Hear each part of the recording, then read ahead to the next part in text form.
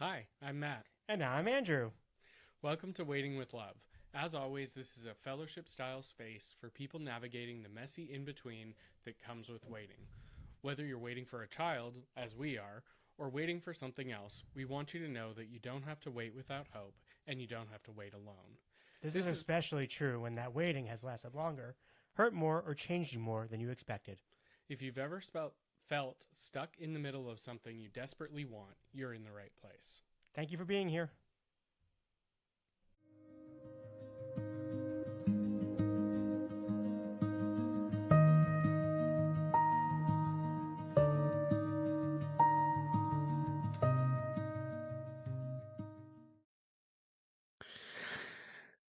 Welcome back, everyone. Thanks so much again to all the follows, the interaction on social media, sharing this with somebody who may need a little hope while they're waiting.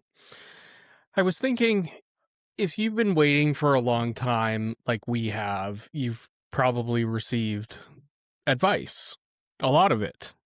And as I was thinking about this, I want to start off by saying, this episode is going to differentiate from a previous episode where we talked about getting advice from people. And it's going to differ in the sense that, the last time that we talked about advice, we talked about perhaps unsolicited advice. But what I want to spend today's episode talking about is when you're on this journey and you've had setbacks, or maybe you've had a lack of progress and you're feeling frustrated. Similar to us, you've no doubt gone looking for advice, whether you've asked a friend or you've gone to ChatGPT, our go-to lately. And I want to talk about how so often the advice that we go looking for falls flat. You ask ChatGPT and it tells you to create another gratitude list, or to do another guided meditation, or a friend or a family Yeah, member tells you. Matt, no baby, but just breathe a little more out of your stomach and just hold it, and you'll feel so much better. That's exactly my point, is when you're trying to go through this process with hope and maybe you're grieving something that you can't put a name on, it can be really challenging. And those traditional things that, yeah, maybe they help in the moment, but they still leave you with an itch that you can't seem to scratch. Yes. So we might have some new listeners, Matt. And it's been a few weeks since the similar episode or similar themed episode from a few weeks ago about unsolicited advice or questions. So this, as I said, I think it would behoove us not to just spend just a moment kind of reviewing the kind of advice that kind of falls flat and doesn't help. And again, I'm not going to pick on anybody specifically, and we just made fun of ChatGPT for the breathing exercises, but anyone who's been going through this for any stretch of time, yes, we have thought of this. Have you thought of adoption? Have you thought of surrogacy? Yes, we thought about it. Have you asked them to move? Have you asked your agency to move faster? I mean, yes, but a lot of these times there's nothing to do. Um, it'll happen when it happens. Don't worry about it. Well, I mean, this is kind of a big deal, having kids or not. So, I don't know if that's, you know, everything Mhm. happens for a reason. I'm trying to, it'll happen when, your higher power wants it to happen. Yeah. I mean, sure. Hopefully. I mean, that's what we do believe that. But at the same time, a huge setback and trying to have a baby really, doesn't help at the moment, Just stay positive. That's Yeah. another one. Try not to stress. Another favorite of especially our parents. It's like again, as we've talked about to nauseum at this point, it's kind of hard not to stress because the moment we're pregnant and the moment it's probably happening, as anyone who's had a child knows, that means our finances, our family, everything changes. And it's like kind of hard to, balance all of that with just stay positive. So Yeah. that's kind of what we're talking about. Exactly. And, I was thinking as you were talking, we're very fortunate to build the house that we're in. And now that we're in our house, we love it. But sometimes just shared experience and somebody who understands what you're going through is enough. And sometimes that's the only advice that we need, is to know that we're not crazy. And yes, we've tried to ask the agency to move faster, and where, shout out to them if they're listening, where they could move faster, they have when we've asked them to, including the update that we shared last week, which, we didn't really share and we're not going to, but we asked them to move faster on something and they did. But the reason that I bring the house parallel in is we have a lot of friends, we have a lot of family who have built houses, and there's one thing that's consistent across building a house. It sucks. Everyone hates their builder. As you said, it sucks. Everyone hates their builder. It takes longer than they say it's going to. And in the moment, it's like you're moving 100 miles an hour standing still. Yeah, and actually, I love the house parallel because it's true. And where do we feel the most comfortable talking about this? Where we felt almost like, the words you use a lot, fellowship about it, talking to people we know who've also built a house. Because kind of like us with our fertility journey, we thought our builder was the worst, the only ones in the world who missed deadlines, the only ones in the world who said we just need the plumber to come, but the plumber can't come for 6 weeks, so we're just going to sit here for 6 weeks and wait for the plumber to come. We thought we were the only builder who couldn't source lumber during COVID when it was every builder. We thought we had the only builder who said their warranty covers everything when it covers nothing. All those good things. Exactly. And that's where I think that fellowship can help so much, is sometimes just being with someone and sitting with someone who is going through something similar and is facing a similar set of constraints that you're facing doesn't feel as minimizing, doesn't feel, I mean, in the moment, it can feel like a blame game, and sometimes it is. And there's a certain amount of just venting that I think is healthy, but it just allows a space to sit with your feelings and to know, as I said earlier, that you're not crazy. Yeah, and what's interesting, one of the cool things about this podcast, our website, or Substack, please follow all those things you have. If you're not following, shout out. But is I'm noticing, and again, we just started about a month ago, so we're still in the early stages. But I am noticing over the last week or two, people coming from out of the woodwork who want to talk about it with us, Mhm. and people who even have kids. One of our dearest friends here in Wells, Maine, reached out to me yesterday. We were talking about something else, and she made the comment, "I love your podcast. Your story makes me so emotional. I haven't know what I." She even joked, "I want to ask you questions about everything, but now I don't want. Now I listen to you all, so I know I can't. But I wanted to let you know your podcast is wonderful. And by the way, I've had my own issues with this stuff, and I would love to talk to you all about it." And that, I was almost speechless. I was touched by that. It's like, and you see that even people who have kids or are trying to have kids the traditional biological way, or people like us, or people who go through adoption or whatever, you're starting to see, kind of like in the recovery world, you are not alone. You are not alone. And it's Yeah. more fruitful and more beneficial to talk to people who are experiencing something similar than somebody who means well but has really no idea what you're going through. They just can't understand it. And why would they be able to? They've never gone through it before. But it's just like building a house. The people who understand the most why building a house with a builder sucks is if you've done it. The only people who know how awful fertility could be if you're having trouble are the people who've had trouble trying to have a baby or grow their family. So it's the same concept. It is. And I think, you brought up the recovery parallel, which I think fits well here. There's a phrase that's often used that what somebody who has an addiction problem needs in terms of support is somebody who has the same problem. And I think that really brings us back to one of the whole reasons that we started this podcast and we started this fellowship, is for people to know that they're not alone. And we've been in contact lately with some people who are going through this process the same as we are, and sometimes just having an outlet to be able to express, look, it's going slower than we wanted, and we thought we would have a baby by now and we don't, and sharing some of those stories, although it doesn't change the outcome for us or for them, you feel a little lighter afterwards. And sometimes that's the advice that I think ChatGPT or people that aren't going through this process, as I said at the beginning, fall a little bit flat on is, yeah, it's great to hear. I know it's been a long time for you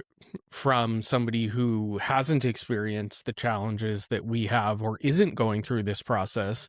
But you get on the phone and you start talking to somebody who is going through this, and just like building the house, you realize that those people are having exactly the same emotions as you are. And I think that that validation is really grounding to help you feel witnessed.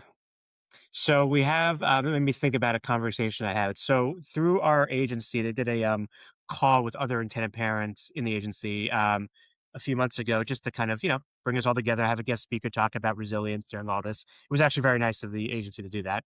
It was great. And we kept in touch with some of the people from some of the other intended parents from it. And I remember about a month ago, or maybe 2 months ago now, they texted me. They're from New York. They texted me just saying hi, and they got a setback update, which we've gotten plenty of those, and they were upset about it. So I called them. I think Matt, you were away if I remember correctly. I called Mhm. them, and it started off as a venting session from them, which turned into a venting session for me. We started kind of venting at each other, and then slowly that venting and anger started slowing down to understanding and relating to. Hate to say this, but it's true. Laughter. We started laughing about it all. Howard, it's because only people who are experiencing this can really try. I wouldn't say it's like joy laughter, but it's kind of like, what can we do? We could be angry, we could cry, or we could laugh, and then we all just started laughing. And I remember going to some Al-Anon meetings or AA meetings where it's the same thing. You're dealing with a very serious topic, but yet, what are people doing in a lot of those meetings? A lot of times, finding a way to laugh. Yeah, I go to them all the time, and I would say they're more often filled with laughter than with tears, even though, to your point, Andrew, the topic is really serious and the stakes are really serious. If you're in the addiction world, the stakes are life or death. And the reason this is such a good parallel is, hopefully we're only dealing with life here. We talked about death a little bit last week, so we won't talk about that. But, those shared experiences do bring people together. And there is a point that when you're in a room and, as you said, you had a conversation with people who are going through the same journey with the same agency that we are, just being able to get some of that friction out of the system, you are able to move a little bit into the laughter and the joyous part of this journey, and share your experiences with somebody else in a fellowship style space, which is what we've really tried to create here. And I think the fellowship component, component, not proponent, component is the word. Also helps because two things could be true at once when talking to somebody who can relate. This process sucks. It's not fair. We want a baby now. We want to grow a family now. We're getting older. We're going to be 100 years old before the baby's even born. All those things can be true. But the other thing that can be true, but what's also true is, oh my God, we're trying to do surrogacy. Do you realize how much biology and divine work has to happen behind the scenes and just dumb luck? And oh my God, the fact that we're this close and it's probably going to happen at some point if we keep trying, and just and it's kind of ridiculous that we have these expectations that it's going to happen anytime soon, because oh my God, we're literally trying to beat God with this stuff, right? We're asking one woman to be an egg donor. We're asking another woman to carry the baby. We're asking for a lot of things to happen biologically behind the scenes. Who the heck are we to think this should happen tomorrow? So it's like, there's two things can be true at once, right? Like, oh my goodness, why isn't this happening? But number two, this is hard. And you're not going to get that, I find, with people who I've never been through it, because why would they understand any of that in their defense? So that's where talking through things with people who are, and laughing through things and crying through things and going through all the emotions with people who are also doing this with you helps, because it just shows that you're not alone. I mean, now that we're on Instagram and we're following all these different accounts, a lot of them are very similar to ours, the infertility and whatnot. It's like my shadow. It's like our shadow seeing their posts. It's clear. This is clearly a thing. This is hard. This is hard stuff. Yeah. It is hard stuff. And I think part of where this can feel heavy is I mentioned a few minutes ago that you could feel like you're going 100 miles an hour standing still, but you can also go from standing still to going 100 miles an hour really, really quickly. And I think that that's part of where this shared experience comes from, that, you know, you could only be a phone call away from the agency saying, "Hey, you're pregnant," to, in our case, because we are doing international surrogacy and we've mentioned this before, 6.5, 7 months from now, needing to uproot your life and move to another country.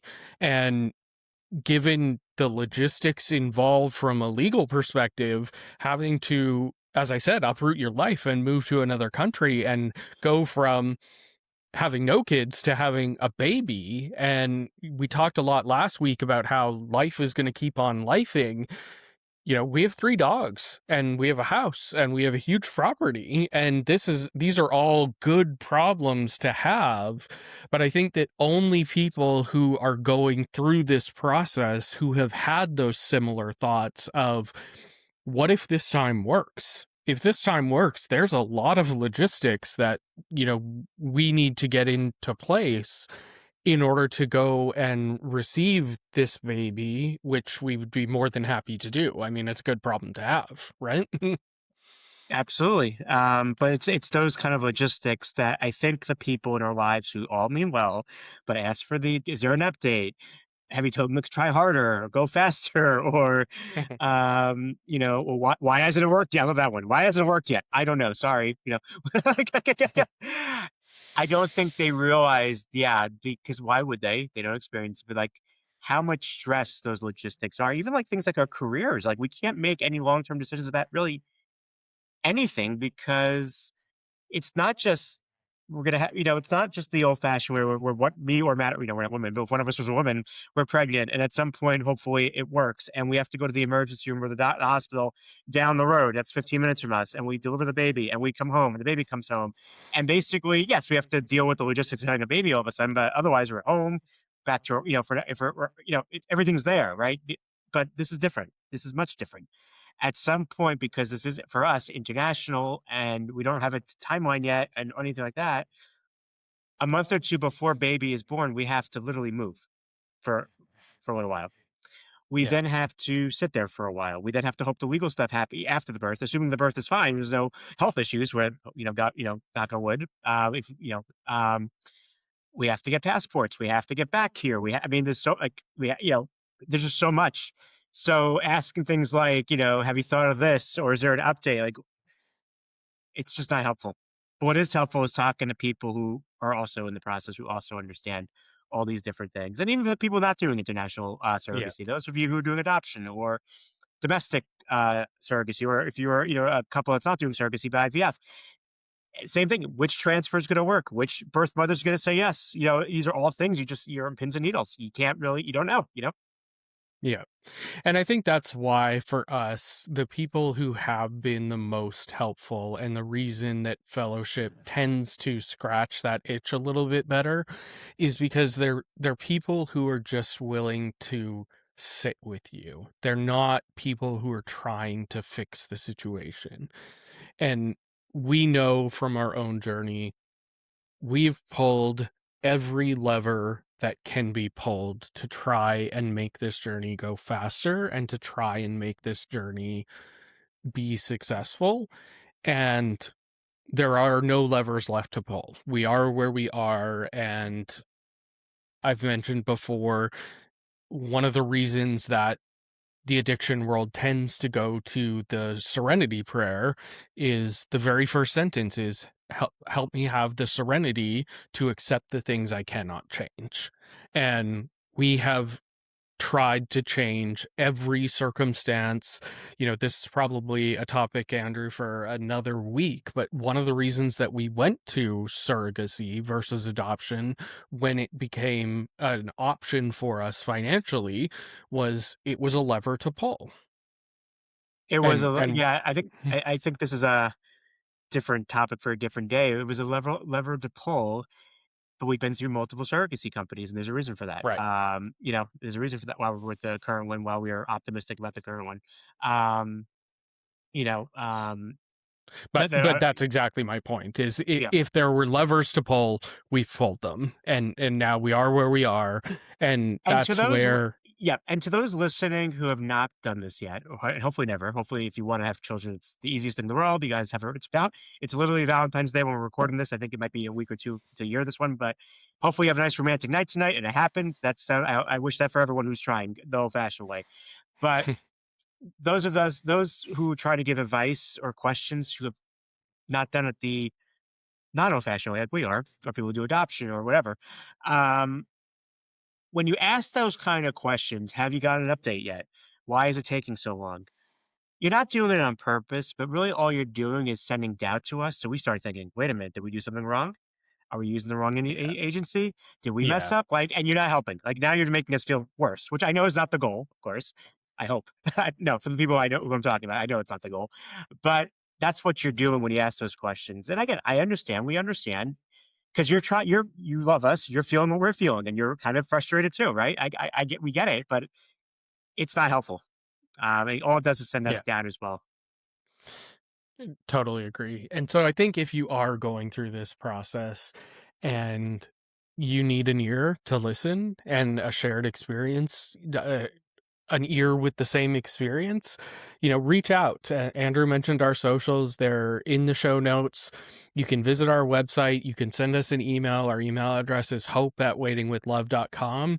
We would be more than happy to grab coffee and hop on Zoom and just listen and to be that space for you, because that ultimately is what this is really about. Is I can't make your journey go faster, and unfortunately you can't make ours go any faster, but we can be a helpful ear. And if that's helpful to you, the invitation is there, and Andrew and I would be more than happy to have a session, and hopefully, like the conversation he had a couple of weeks ago, plays out the same way, that it maybe starts with some venting and turns into laughter, because that's what we're here for. That's what this space was designed for. But I do want to take a moment, because although I said at the beginning, and I believe this is true, that another gratitude list, another meditation doesn't quite scratch the itch, I don't want to minimize those things, because they are helpful in their I own place. Mhm. literally drove 45 minutes yesterday for a religious religious moment, for that reason. Yes, they do help. It's just when I think it's more about in the thick of it when you get the update that minute. Like I don't Yeah, need ChatGPT telling me to breathe harder. right. Right. I think it's But more that than exactly. But I do think, I mean, as you said, you drove 45 minutes to go to a spiritual service because it was helpful for you in that moment. I decided this year that I was going to try and meditate every single day, and we're 45-ish days into the year. I have successfully done that, and is it helping? Yes. Does it scratch all of the itches that I have on my body? Not necessarily, but there are certainly great advice out there that are available. You can go on YouTube, search 5-minute meditation, and I find it a grounding way to start my day, not just as it relates to our journey to parenthood, but overall. I find that I start my day better. I show up to work a little bit more grounded. So, don't want to discredit any of those things. And I think that, again, drawing from some of the advice that I've received from the addiction world, if something is working for you, keep doing it. absolutely. That's really anywhere in life, honestly, not just the stuff. Yeah, absolutely. If something is making you happy, it's giving you use the word serenity. If it's making you feel good, keep doing it. Absolutely. So I think that is a show for today. Key message: waiting with love is not about doing the right things or the wrong things. It's about not being alone in the experience. And if we can help you to feel less lonely, uh, reach out. We'd love to hear from you. Thanks, everyone. Thank you for being here. If this episode resonates with you, please consider sharing it with someone who might need to know that they're not alone. You can find more about us and this community at www.waitingwithlove.com. And links to our socials, as always, are in the show notes. Until next time, keep waiting with love.